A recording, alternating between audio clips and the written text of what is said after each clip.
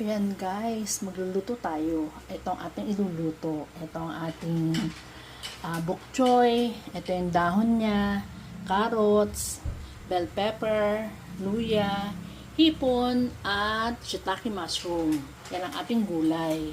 At ito naman ang ating isda. Magluluto tayo ng salmon belly with rosemary leaves. Ayan guys. At eto guys, ang ating tubig, kumukulo na. Iba-blanch natin in hot water ang tangkay ng bok choy at ang carrots.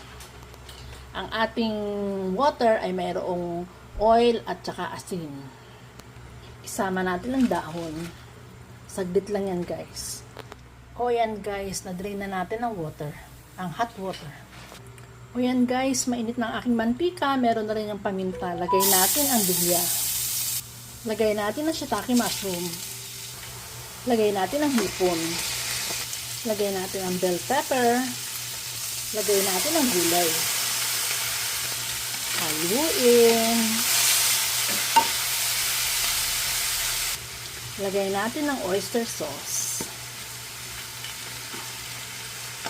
Andito lang kayo guys, ang bango-bango. Sana naamoy ninyo.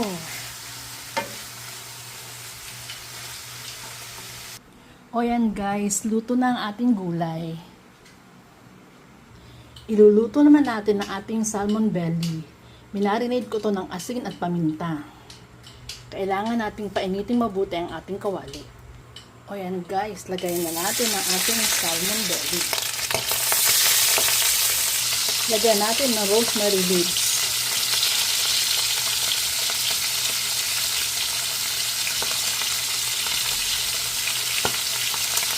O yan guys, nabaliktad ko na. O yan guys, ito na ang ating fried salmon with rosemary. O yan guys, ito ang food namin ngayon.